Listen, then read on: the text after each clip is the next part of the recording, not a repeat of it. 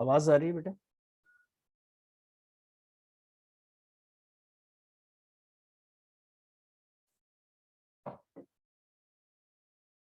आपकी आवाज नहीं आ रही बच्चे? Yes sir. जी।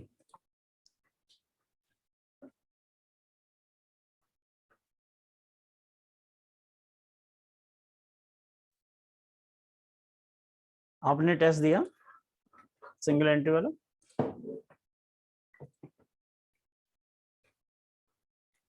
नहीं सर। नहीं दिया अपना। सर वो ऐप पे अवेलेबल ही नहीं है सिलेंडर वाला। अच्छा अच्छा ठीक है, फिर मैं देखता हूँ। फाइनल अकाउंट्स का है उस पे। Okay okay. वो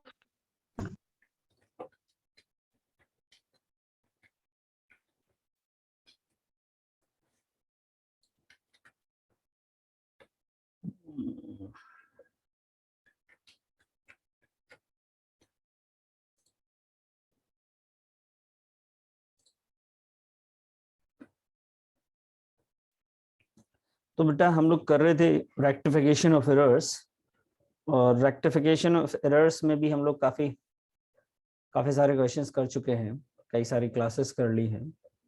तो अब आपको क्लियर है रेक्टिफिकेशन में हमने लास्ट क्लास में जो टॉपिक छेड़ा था वो था सस्पेंस अकाउंट का वन साइडेड एरर वाला। ठीक है, तो वो वन साइडेड एरर आपको कुछ क्लियर हुआ?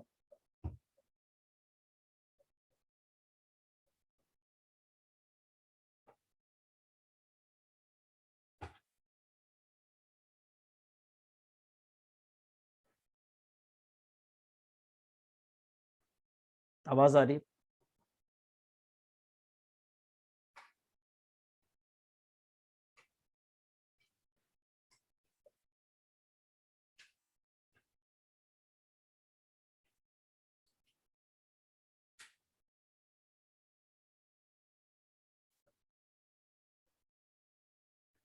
जी बेटा जी।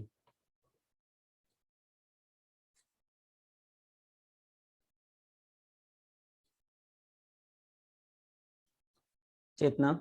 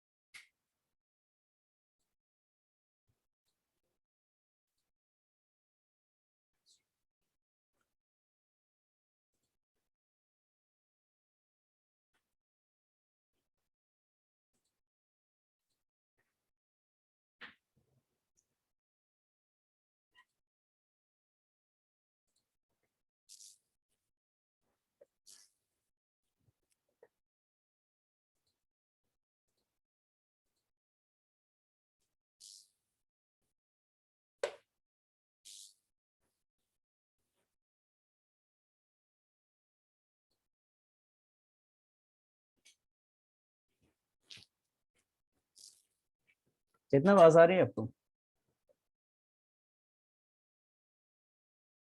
Yes sir. जी, क्वेश्चन भी आपको दिख रहा है सही से?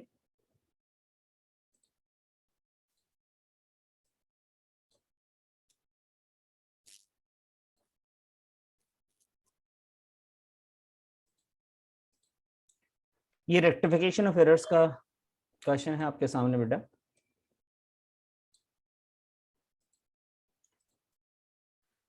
रेक्टिफिकेशन ऑफ एरर्स में हम लोग सिंगल एंट्री को टारगेट कर रहे हैं। सिंगल एंट्री के जो भी एरर्स हैं, इसमें आप देखिए credit sales to Mohan 7,000 were recorded in purchase book, however Mohan's account was correctly debited. तो क्रेडिट सेल किया गया है मोहन को 7,000 का, और उसे परचेज बुक में क्रेडिट सेल किया गया है, लेकिन लिखा गया परचेज बुक में, चलिए जी परचेज बुक में लिख भी दिया, लेकिन उन्होंने जब परचेज बुक से जब लेजर में ट्रांसफर किया तो बेटा उन्होंने मोहन के अकाउंट में ही ट्रांसफर किया है, और वो बहुत ही करेक्ट है, क्योंकि मोहन के अकाउंट में वो भी डेबिट साइड ट्रांसफर किया है। मैं आपको इस क्वेश्चन की मीनिंग अच्छे से समझाने की कोशिश करता हूँ एक बार, तो आप यहाँ पे ध्यान दीजिएगा जरा और मुझे बताइएगा अगर कहीं पे आपको प्रॉब्लम हो तो। देखिए भाई, हमने सेल किया,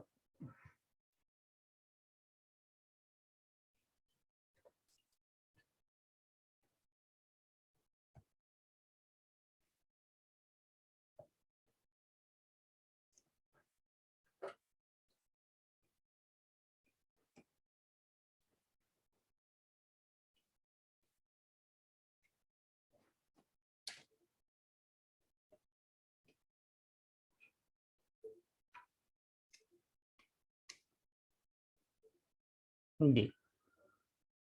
क्वेश्चन नंबर 1, बेटा क्वेश्चन नंबर 1 को में अगर आप देखेंगे तो हमने क्रेडिट सेल किया है मोहन को, credit sales to Mohan,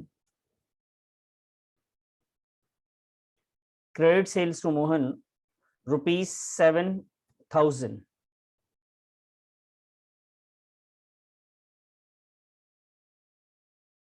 were recorded in the purchase book.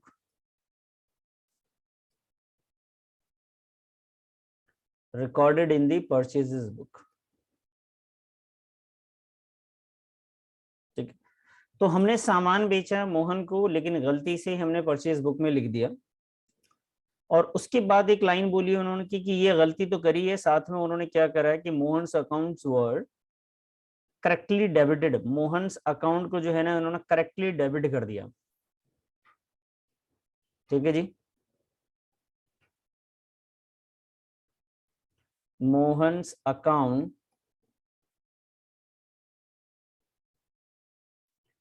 Correctly debited. जितना आवाज आ रही है आपको, आप हैं? यस जी। क्या एरर दिख रहा है बेटा आपको इसमें?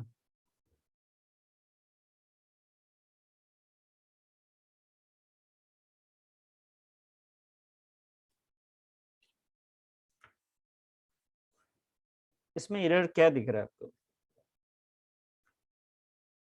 अगर मैं इसके करेक्ट एंट्री की बात करूं तो इन्होंने क्या करा कि भाई इन्होंने सेल्स में रिकॉर्ड किया, क्रेडिट सेल किया, लेकिन लिख दिया परचेज बुक में। तो सही चीज तो ये होनी चाहिए थी कि इनको डेबिट करना चाहिए था मोहन को, मोहन को डेबिट करना चाहिए था और टू सेल्स कर देना चाहिए था। ये इसकी करेक्ट एंट्री थी बच्चे, और वैल्यू थी इसकी 7,000।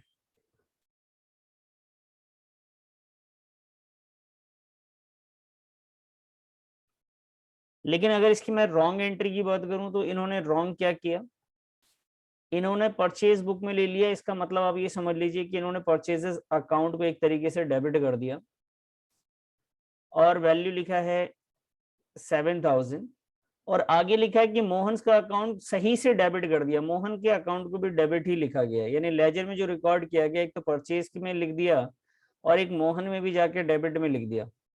क्रेडिट में कोई एरर नहीं है, सिर्फ डेबिट डेबिट में एरर दिख रहा है।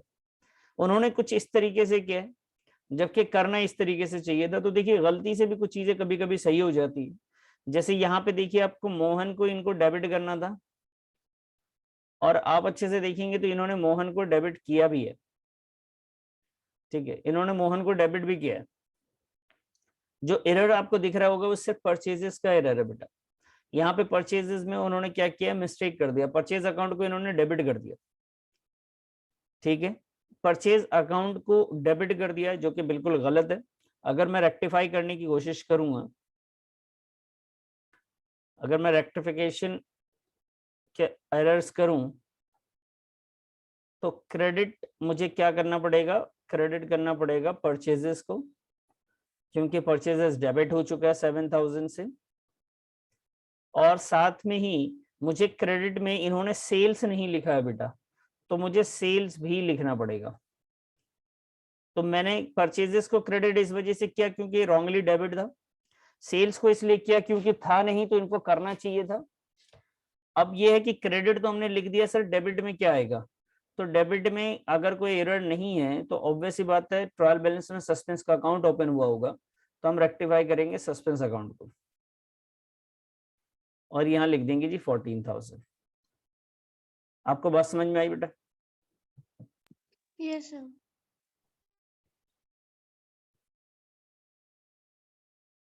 जी चलिए, तो ये हमारे पास फर्स्ट था, अब इसको हम लोगों ने कर लिया। अच्छा ये आपको दिख भी रहा था कि नहीं दिख रहा था? मुझे तो नहीं लगा कि शायद आपको दिखा भी है। सर नीचे वाला दिख रहा, ऊपर वाला नहीं। अच्छा बच्ची बताना चाहिए था ना, ये इस तरीके से था ये एक्चुअल में। लिख लिया था सर वैसे तो। लिख लिया आपने? ओके जी। चलिए सेकंड क्वेश्चन की तरफ मैं सेकंड एक बार दिखा देता हूँ।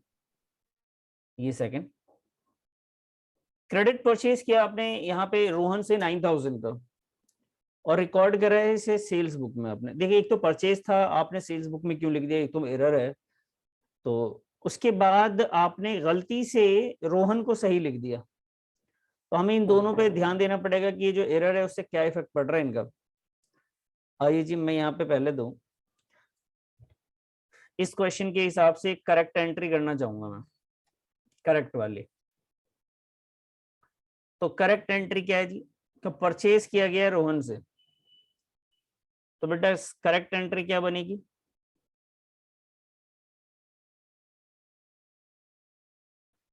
बनेगी purchases account debit to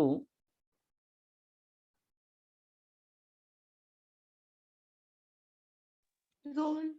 Rohan, purchases account debit to Rohan, और इसकी जो वैल्यू है बेटा वो है 9,000 रुपीज। ये करेक्ट है। लेकिन अगर उसको देखा जाए उन्होंने क्या रिकॉर्ड किया, अगर रॉन्गली चेक किया जाए तो उन्होंने क्या काम किया, उन्होंने सेल्स बुक में लिख दिया, इसका मतलब सेल्स को उन्होंने क्रेडिट किया, लेकिन गलती से एक चीज और क्रेडिट किया, वो है रोहन को। उन्होंने इस तरीके से लिख दिया, रोहन के अकाउंट में जाके क्रेडिट साइड लिख दिया, सेल्स में भी क्रेडिट साइड लिख दिया। तो ये तो बहुत बड़ी गलती है, आपने दो दो अकाउंट में वो भी क्रेडिट साइड लिख दिया। डेबिट में आपने कोई भी एरर नहीं किया, डेबिट की जो भी चीजें करनी थी, मतलब परचेज तो आपने लिखा ही नहीं, सेल्स का लेजर बनाया और सेल्स में जाके क्रेडिट साइड लिख दिया, रोहन के लेजर में भी क्रेडिट साइड लिख दिया। अब अगर हमें रेक्टिफाई करना पड़े, अगर हम रेक्टिफाई करेंगे बेटा तो हम क्या करें? तो बच्चे हम जब रेक्टिफाई करेंगे तो ऐसे करेंगे कि आपने डेबिट में तो कोई एरर है ही नहीं, आप ये समझ लो कि डेबिट ने यहाँ पे कुछ लिखा हुआ नहीं है, लेकिन अपने को चाहिए था ना जैसा परचेज है यहाँ पे वैसी परचेज यहाँ भी होना चाहिए। ठीक है, अगर परचेज सही नहीं होगा तो फिर कैसे काम चलेगा? ऐसे, एक मिनट में आपको ना,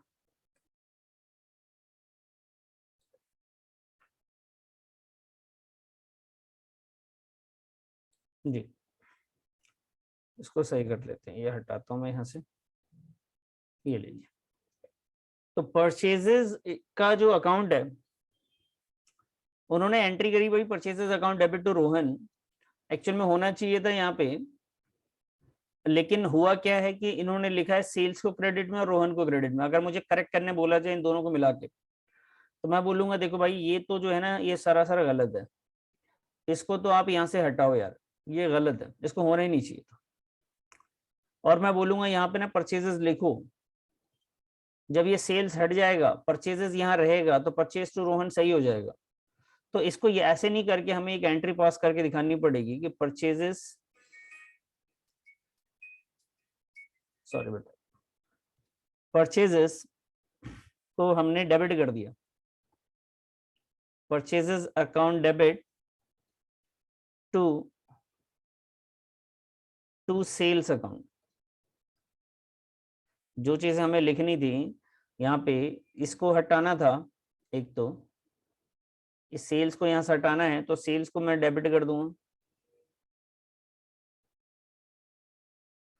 परचेजेस लिखना था तो बेटा परचेजेस को भी डेबिट कर दिया, ये वैल्यू भी 9,000 है, ये भी 9,000 है। तो नीचे क्या लिखेंगे बेटा? क्रेडिट में क्या आएगा? Suspense account. सस्पेंस अकाउंट आ जाएगा, वेरी गुड। तो आप कंफ्यूज मत होइएगा, दोनों रॉन्ग और राइट को जब आप रफली कर लेंगे तो आपको समझ में आ जाएगा यहाँ पे क्या होने वाला है। ठीक है जी, आइए नेक्स्ट क्वेश्चन, क्वेश्चन नंबर 3। मैं आपको इस बार क्वेश्चन भी यहीं पे लिख देता हूँ। क्वेश्चन नंबर 3 कहते हैं कि goods return to Rakesh,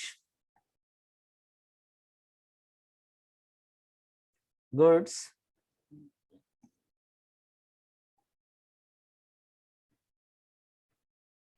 return to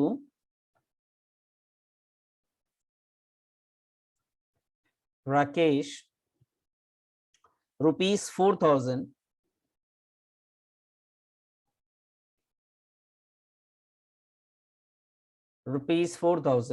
recorded in the sales book,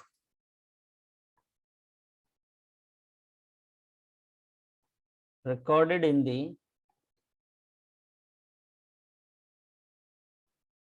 sales book. कि भाई गुड्स जो है राकेश ने रिटर्न किया है, राकेश को हमने रिटर्न कर दिया है और उसको हमने लिख दिया सेल्स बुक में, जबकि हमने कहा लिख दिया, सेल्स बुक में लिख दिया है। अच्छा जी, और राकेश के अकाउंट को करेक्टली रिकॉर्ड किया है, Rakesh account correctly debited, correctly debited, हमने राकेश के अकाउंट को बिल्कुल सही तरीके से डेबिट कर दिया। तो आइए करेक्ट एंट्री की अगर हम लोग बात करें तो क्या बनेगा। करेक्ट एंट्री में अगर हम लोग बात करें तो हम लोग ने गुड्स रिटर्न किया बेटा राकेश को, तो इसे कहते हैं हम लोग परचेज रिटर्न। अगर हम वापस करते किसी को तो उसे कहते हैं हम लोग परचेजेस रिटर्न। तो हम लिखेंगे जी Rakesh, Rakesh debit to purchases return account. ठीक है जी, Rakesh debit to purchases return लिखेंगे बेटा 4,000। चलिए सर, अब आइए रॉन्ग पे। बेटा अगर रॉन्ग की बात करें तो इन्होंने बोला कि राकेश को तो करेक्टली लिखा है, यानी राकेश को तो इन्होंने डेबिट ही किया है, लेकिन लिख दिया सेल्स बुक में। समझ रहे हैं, लिखा किसमें इन्होंने, सेल्स बुक में। इन्होंने इस तरीके से लिख दिया, यानी सेल्स अकाउंट में रिकॉर्ड कर दिया। वैल्यू कितनी है सर, 4,000। अब इसे आपको अगर रेक्टिफाई करना है तो आपको ये ध्यान देना पड़ेगा कि जब डेबिट से डेबिट मैच कर रहे हैं तो ये डेबिट तो बिल्कुल करेक्ट है, ये डेबिट से, लेकिन क्रेडिट में ये सेल्स गलत है। आपको यहां से क्या करना पड़ेगा, इसको हटाना पड़ेगा, और इस सेल्स की जगह मुझे क्या चाहिए, परचेज रिटर्न चाहिए। तो मैं जब जर्नल एंट्री करूंगा, रेक्टिफाइंग एंट्री करूंगा बेटा, तो सेल्स को यहां से हटाना है, मुझे डेबिट करना पड़ेगा। ठीक है जी, सेल्स को मुझे हटाना है तो सेल्स को मैं डेबिट कर दूंगा। बात समझ में आ रही है बेटा?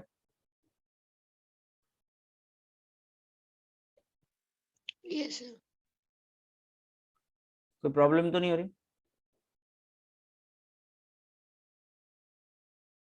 No sir. ठीक,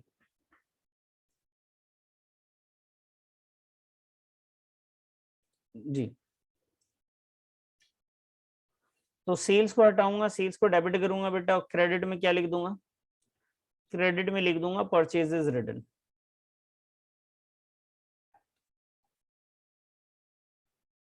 परचेजेस रिटर्न अकाउंट, और वैल्यू लिख दूंगा बेटा यहाँ पे 4,000। बात समझ में आ गई होगी। इसमें सस्पेंस अकाउंट नहीं आया क्योंकि देखिए इन्होंने एरर कर रखा था। एक तो हमें दोनों में लिखना पड़ा, सेल्स को हटाने के लिए डेबिट भी करना पड़ गया और यहाँ परचेज रिटर्न भी लिखना पड़ा। यहाँ पे आपको वन साइडेड एरर नहीं दिखा, इसे नोट कीजिए। फिर मैं इसमें थोड़ा सा चेंज करूंगा, उसके बाद ये वन साइडेड एरर की कहानी जैसा हो जाएगा।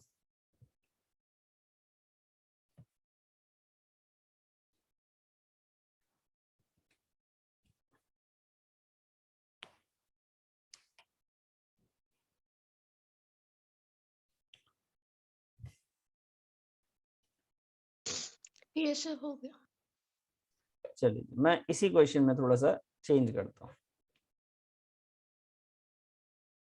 इसको मैं ऐसे ही रहने देता हूँ अभी।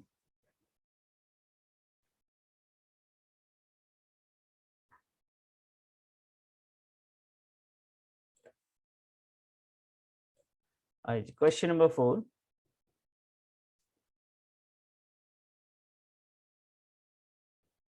goods written to Rakesh 4000 recorded in the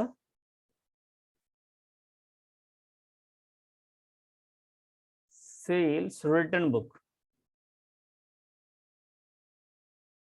sales return book, आप ये लिख लीजिए कि भाई हमने ना सामान वापस किया राकेश को, लिखना था परचेज रिटर्न में, लिख दिया सेल्स रिटर्न बुक में। तो अगर इसमें अगर कोई मैं रेक्टिफाई रॉन्ग एंट्री की बात करूं तो मैं क्या लिखूंगा कि अगर सेल्स रिटर्न बुक में आपने लिख दिया, इसका मतलब है कि आपने सेल्स रिटर्न को आपने डेबिट कर दिया और करेक्टली आपने राकेश को भी डेबिट कर रखा है। ये राकेश को भी डेबिट करा है अपने 4000 से।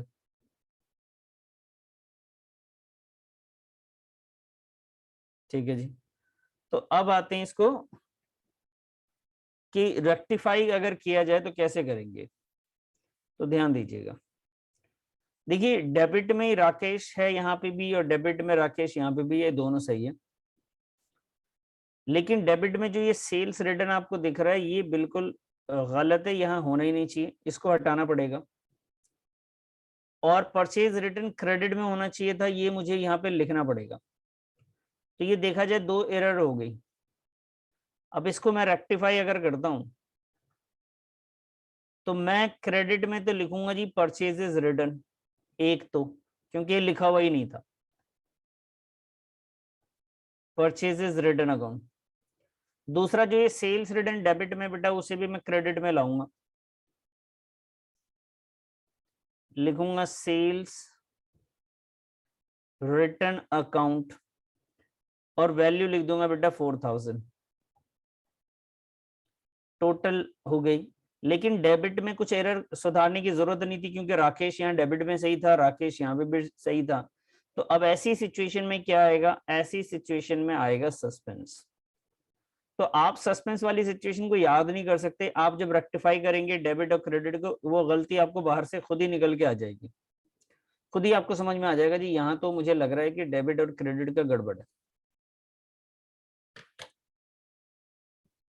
क्यों? Yes sir. आपकी तबीयत ठीक नहीं है?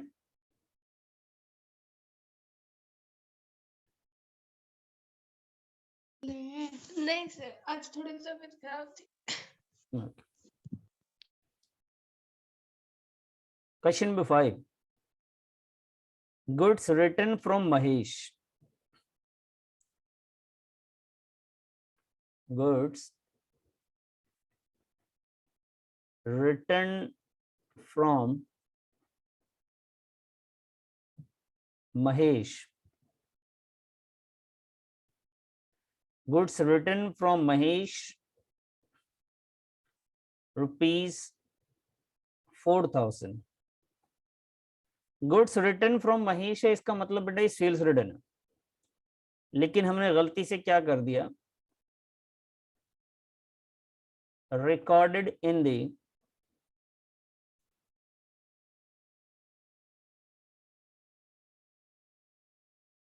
परचेजेस बुक, लेकिन हमने इसे बेटा परचेजेस बुक में रिकॉर्ड कर दिया, recorded in the purchases book, purchases return book कर लीजिए इसे।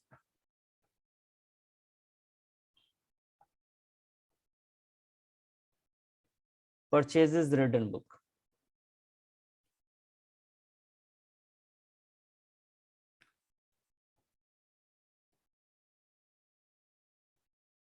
Mahesh account was correctly, Mahesh account was correctly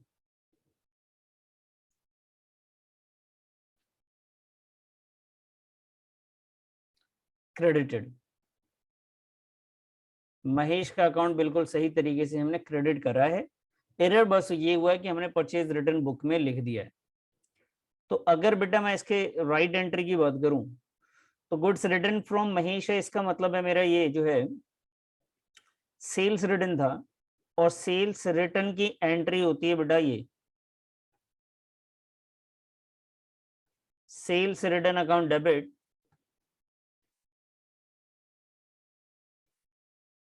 to Mahesh, ये एंट्री होती है और इसकी जो वैल्यू है वो 4000 ऐसा होना चाहिए था। लेकिन हमने क्या किया, हमने इसको परचेज रिटर्न में लिख दिया। परचेज रिटर्न हमेशा क्रेडिट होता है, तो इसका मतलब हमने इसको परचेज रिटर्न में लिखा तो परचेज रिटर्न को हमने क्रेडिट किया होगा।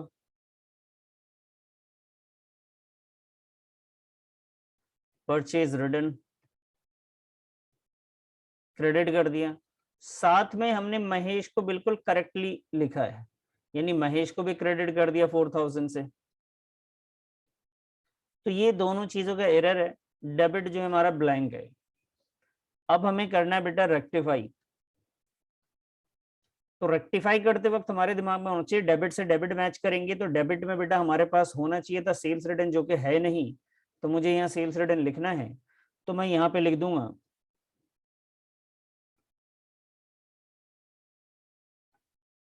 सेल्स रिटर्न अकाउंट डेबिट और परचेजेस रिटर्न जो क्रेडिट में आपको दिख रहा है,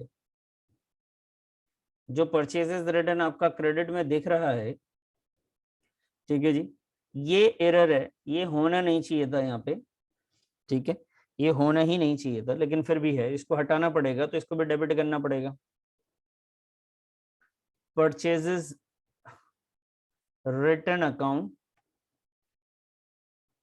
डेबिट टू, अब नीचे देखिए क्रेडिट में महेश है बेटा, ये करेक्ट है, ये भी महेश करेक्ट है, तो इसको तो करेक्ट करने की जरूरत ही नहीं है। तो डिफरेंस जब आएगा ना, ये क्या आ जाएगा, ये आ जाएगा सस्पेंस अकाउंट का।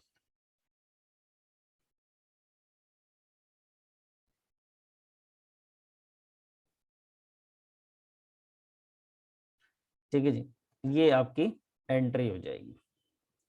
क्लियर है? यस सर क्लियर है। चलिए, फिफ्थ हमने कर लिया जी, आइए जी सिक्स पॉइंट पे आते हैं।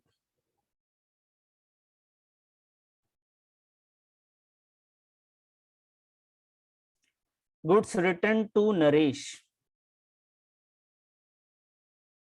Goods return to Naresh ₹4000।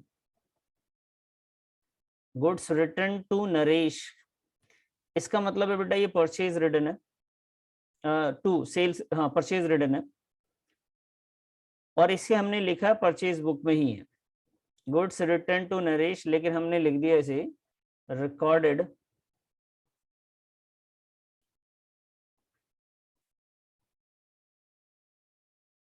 Purchase, समझ के हमने इसमें परचेज बुक में लिख दिया, जबकि परचेज रिटर्न था और लिख दिया हमने परचेज बुक में। ये हमने गलती करी है बहुत बड़ी। अब क्या करें, एक चीज हमने इसमें सही करा कि जो नरेश का अकाउंट था ना बेटा, नरेश का जो अकाउंट था उसको करेक्टली हमने डेबिट कर दिया, अकाउंट वाज करेक्टली डेबिटेड, हमने उसे बिल्कुल सही सही से लिखा है। बताइए इसका करेक्ट एंट्री बता दीजिए मुझे।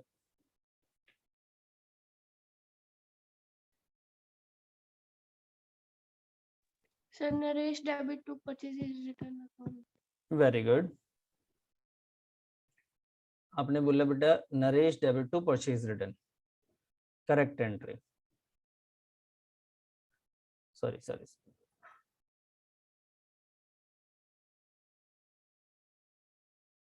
Naresh debited to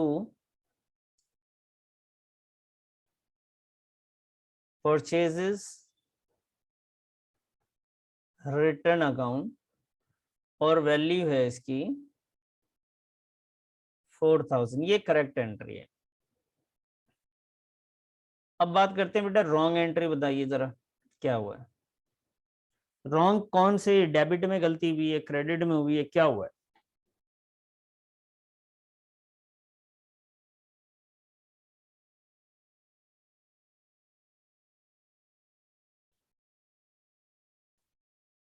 Naresh account was debited, Naresh के अकाउंट को डेबिट किया इन्होंने, तो इन्होंने बेटा नरेश का जो अकाउंट था ना वो तो डेबिट कर दिया, ये तो इसमें कोई प्रॉब्लम ही नहीं, ये सही है।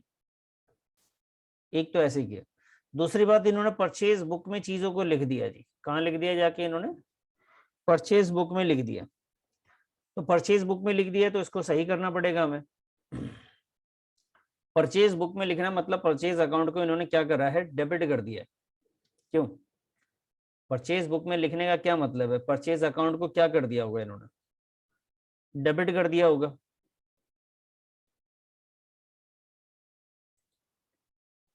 तो परचेज अकाउंट इन्होंने डेबिट किया।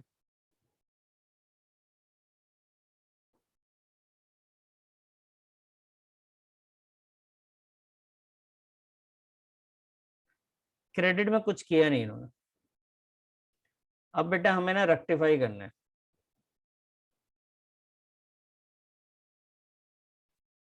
बताइए तो बच्ची, रेक्टिफाई की एंट्री क्या है?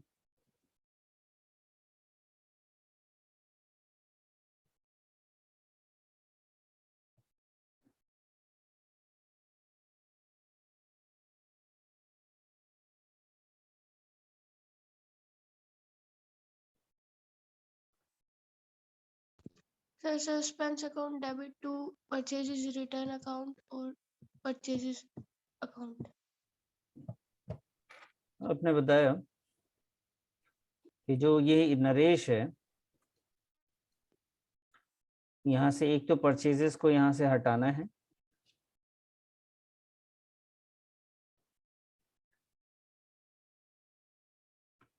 परचेजेस को हटाने के लिए हमें परचेजेस को क्रेडिट करना चाहिए,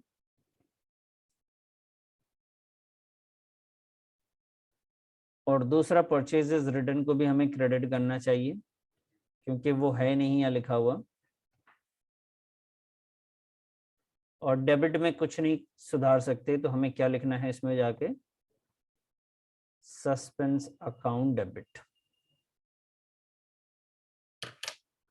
क्लियर हो रहा है ना, कोई प्रॉब्लम तो नहीं आ रही इसमें? नो सर क्लियर है। ठीक है। अब इसका अगर मुझे आपसे बोला जाए कि भाई आप इसका ना सस्पेंस अकाउंट भी बनाना है इस क्वेश्चन में, तो कैसे बनाएंगे सस्पेंस अकाउंट? ध्यान दीजिएगा, अकाउंट का फॉर्मेट आपको जैसे बनाते थे पहले भी, डेबिट क्रेडिट वाला, वो बनाएंगे।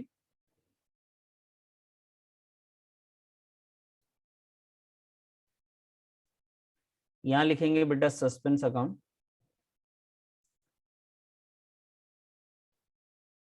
सस्पेंस अकाउंट में बेटा ये डेबिट साइड है, ये क्रेडिट साइड है।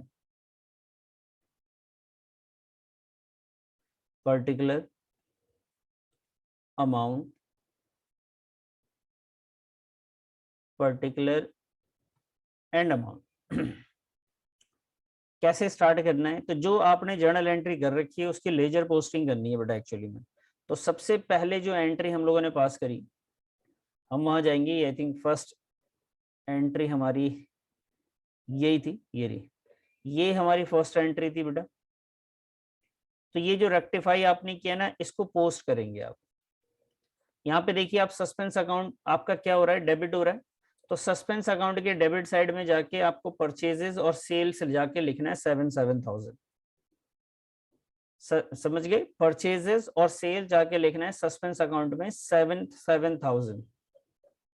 आइए जी, तो हम नीचे आते हैं फटाफट। पॉइंट नंबर 1 था ये हमारा, ठीक है जी। तो पॉइंट नंबर 1 में हमने 7,000 जाके लिखने हैं। एक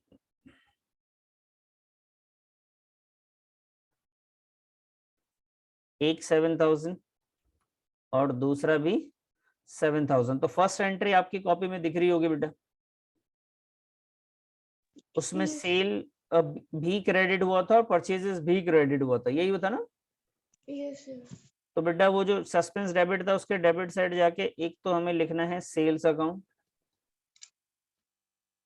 और एक लिखना है परचेज अकाउंट। ये हो गया जी फर्स्ट वाले, उसको हमने यहाँ पे पोस्ट कर दिया। अब बताइए सेकंड में क्या है, सेकंड एंट्री जो हमारी थी उसमें क्या था। Sir, अकाउंट क्रेडिट है इसमें। उसमें ये था ना सेल्स और परचेज, इसमें डेबिट हो रहा था, सस्पेंस क्रेडिट हो रहा था, यही है। Yes, sir. तो सेल्स हमारा डेबिट है, परचेजेस भी हमारा डेबिट है और सस्पेंस क्रेडिट है, तो यानी सस्पेंस के अकाउंट में क्रेडिट साइड जाकर, सस्पेंस के अकाउंट में जाके क्रेडिट साइड जाएंगे, है ना। सस्पेंस के अकाउंट में हम किधर जाएंगे सर, क्रेडिट साइड जाएंगे। आइए जी, तो यहाँ लिखेंगे बाई, क्या है बेटा क्रेडिट साइड में सस्पेंस के अकाउंट में, Sir, sales और purchases. सेल्स, सेल्स रिटर्न, नहीं सर, सिर्फ sales. सिर्फ सेल्स अकाउंट, ओके, और परचेज अकाउंट। Yes, sir. तो बेटा सही है बिल्कुल, सेल्स अकाउंट।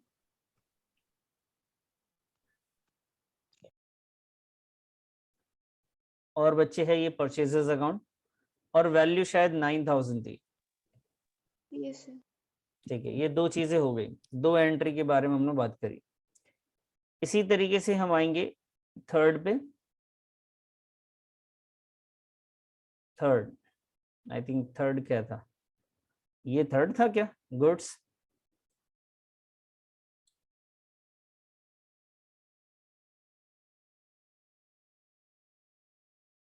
ये थर्ड है बेटा। आपने इसी में चेंज करवाया था।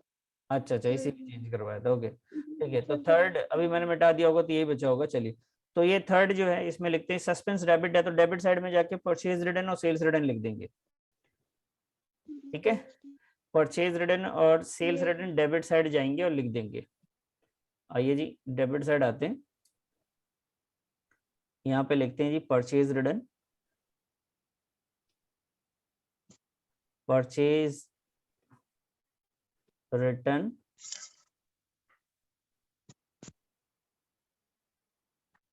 और बच्चे सेल्स रिटर्न। कितनी वैल्यू थी बेटा, 4,000। 4,000. Yes, sir. ये 4,000 हमने रिकॉर्ड कर दिया। उसके बाद आएंगे नेक्स्ट, नेक्स्ट जो एंट्री करी, देखिए ये सस्पेंस अकाउंट बहुत बार आता है एग्जाम में बनाना बेटा, इसलिए अब ध्यान से देखिएगा इसको। नेक्स्ट हमारे पास है ये sales return, purchase return, debit है, सस्पेंस अकाउंट में क्रेडिट साइड। तो सस्पेंस अकाउंट के क्रेडिट साइड जाएंगे,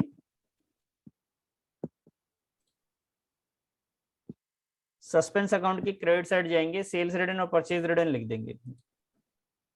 यही था। Yes, sir. क्या लिखेंगे बेटा, बाई,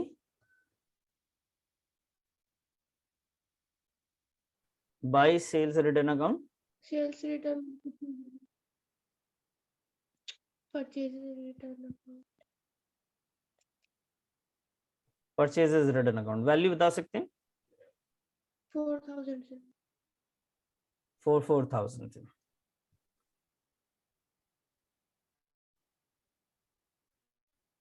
चलिए जी, ये भी हो गया हमारा।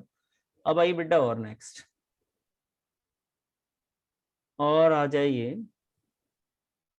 6। 6 में अगर आप देखते हैं तो ये हम लोगों ने लिख रखा है एंट्री, सस्पेंस के डेबिट साइड जाकर आपको परचेज अकाउंट और परचेज रिटर्न अकाउंट लिखना है, 4,000 रुपये। सस्पेंस के डेबिट साइड जाना है, यहाँ लिखना है purchases account,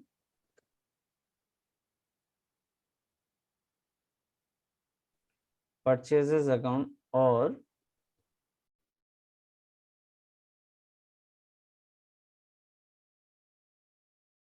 purchases return account लिखना है। कितनी वैल्यू है बेटा, 4,000. 4,000। ठीक है जी, यस सर। ओके, बात समझ में आ रही है आपको? Yes sir. ठीक है, तो ये मतलब इस तरीके से जब भी आप जर्नल एंट्री करेंगे और क्वेश्चन बोलेगा कि सस्पेंस अकाउंट बनाइए तो आप बना लेंगे।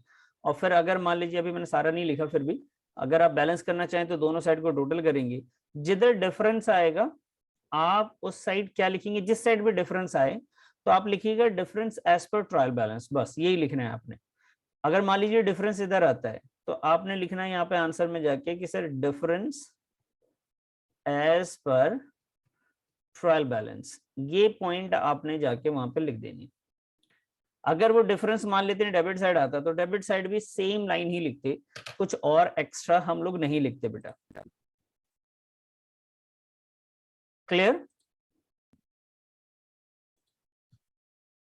Yes sir.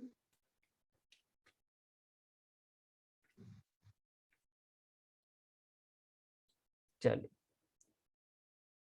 अब आइए कुछ चीजें मैं आपसे और जानना चाहूंगा। एक टॉपिक हमने फाइल अकाउंट के दौरान पढ़ते हैं बेटा, एक नया टॉपिक मैंने बोला था थ्योरी का लूंगा छोटे से, तो वो आज कवर करते हैं। आपको पता है कैपिटल एक्सपेंडिचर क्या होता है?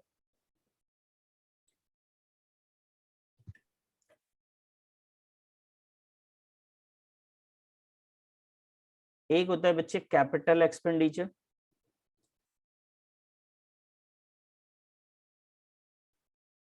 ठीक है जी, और एक होता है आपका रेवेन्यू एक्सपेंडिचर।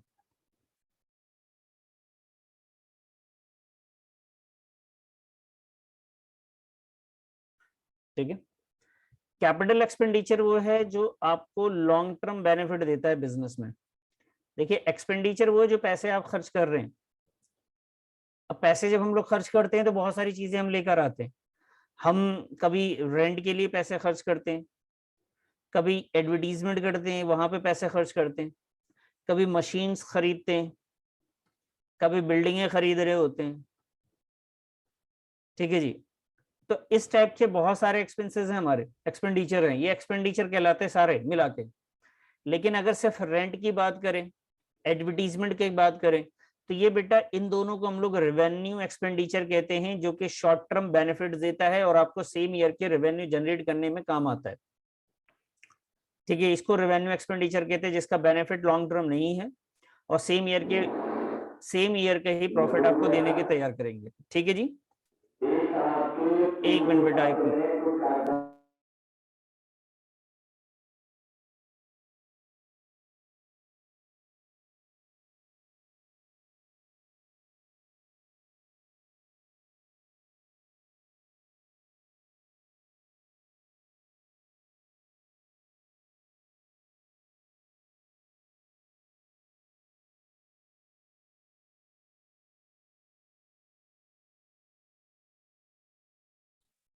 जी बच्चे, तो रेवेन्यू एक्सपेंडिचर और कैपिटल एक्सपेंडिचर की बात कर रहा था। रेवेन्यू एक्सपेंडिचर में एक तो आपको यहाँ पे टर्म वाइज देखा जाए तो शॉर्ट टर्म बेनिफिट मिलता है।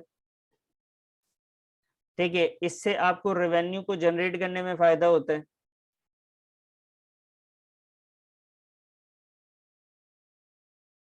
लेकिन ये दोनों कैपिटल एक्सपेंडिचर जो लॉन्ग टर्म बेनिफिट दे रहे होते हैं बिजनेस को, तो इनको हम लोग कहते हैं बेटा कैपिटल एक्सपेंडिचर। टर्म वाइज देखा जाए तो ये लॉन्ग टर्म होता है और ये जो है बिजनेस को आगे बढ़ाने में काम आता है, ये रेवेन्यू जनरेट करता है। हम सेम ईयर के रेवेन्यू के लिए काम कर रहे होते हैं और ये ना रेवेन्यू की कैपेसिटी बढ़ा रहा होता है। ठीक है, कैपेसिटी जो है ना उसको एनहांस करता है जी। क्लियर है ये बात?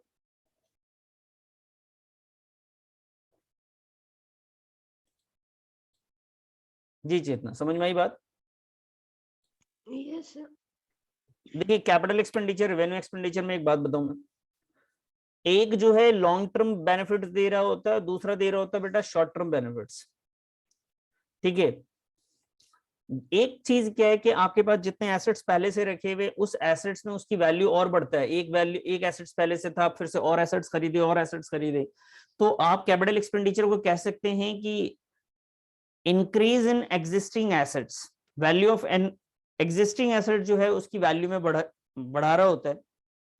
लेकिन अगर आप रेवेन्यू एक्सपेंडिचर की बात करें तो वो आपके पास जो एग्जिस्टिंग एसेट्स है उसको नहीं बढ़ाता है कभी भी, ठीक है।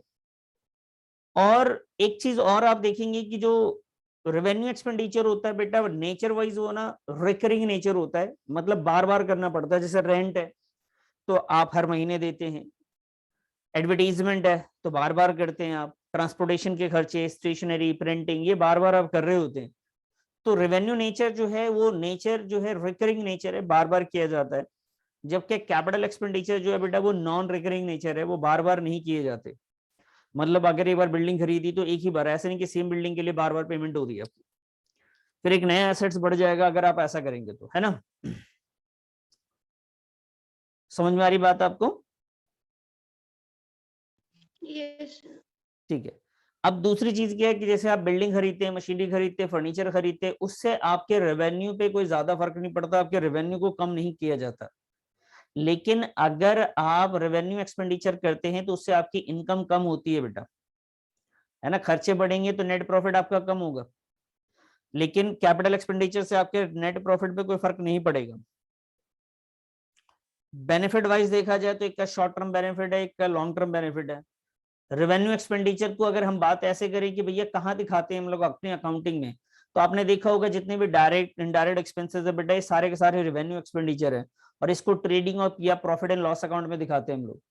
लेकिन जो भी कैपिटल एक्सपेंडिचर है जो कि फर्नीचर, बिल्डिंग, मशीनरी के लिए किया जा रहा है, वो बेटा आपका बैलेंस शीट में दिखाया जाता है। वो चीज आपके इनकम एक्सपेंडिचर्स या प्रॉफिट एंड लॉस या ट्रेडिंग अकाउंट में नहीं दिखाते। बात समझ में आई आपको ये?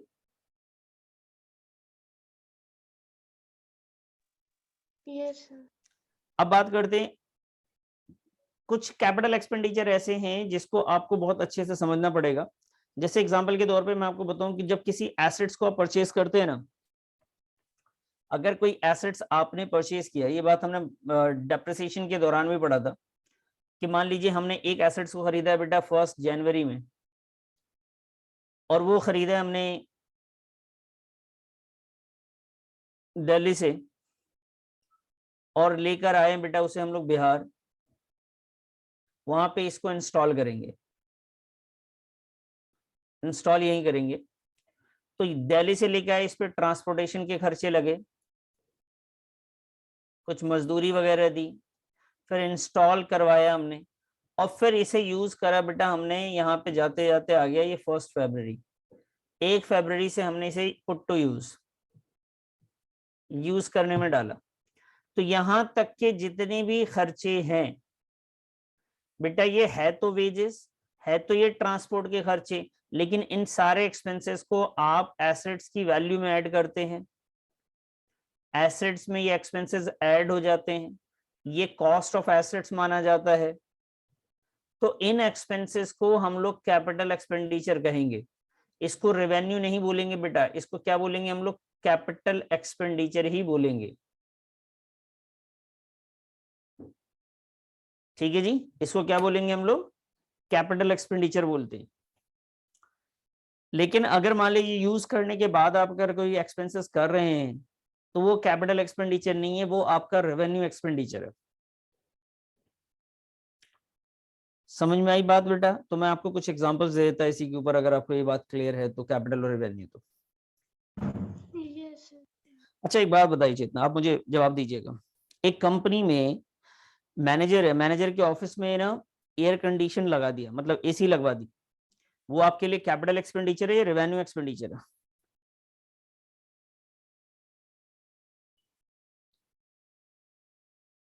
Capital sir. Very good. अगर मैंने कोई बिल्डिंग पुरानी खरीदी और उसमें व्हाइट वॉश करवाया,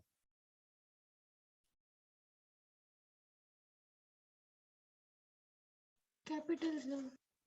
कैपिटल एक्सपेंडिचर। हमने 1 साल यूज कर लिया, अब व्हाइट वॉश करवा रहे हैं,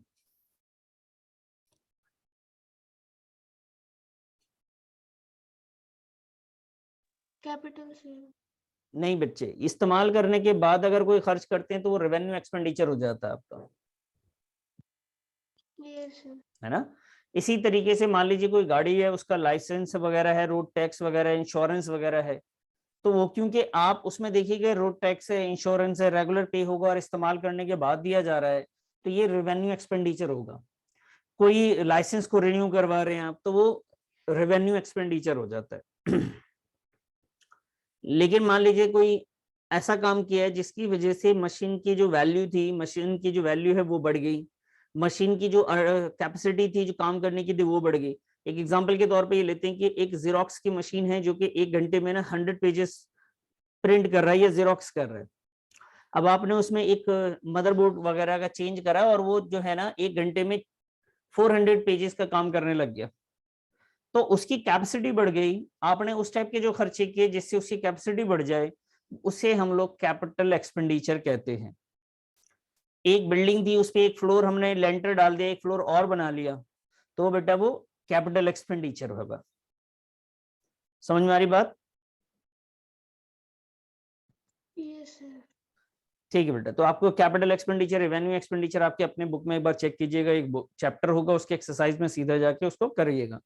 और अगर ना मिले तो आप मुझे बताइएगा, तो नेक्स्ट क्लास में मैं इस पे कुछ एक छोटा सा असाइनमेंट दे दूंगा जिसमें आपको ये पहचानना पड़ेगा कि कैपिटल एक्सपेंडिचर कौन से होते हैं, रेवेन्यू एक्सपेंडिचर कौन कौन से होते हैं, तो इसके नोट्स मैं आपको प्रोवाइड कर दूंगा। ठीक है बेटा।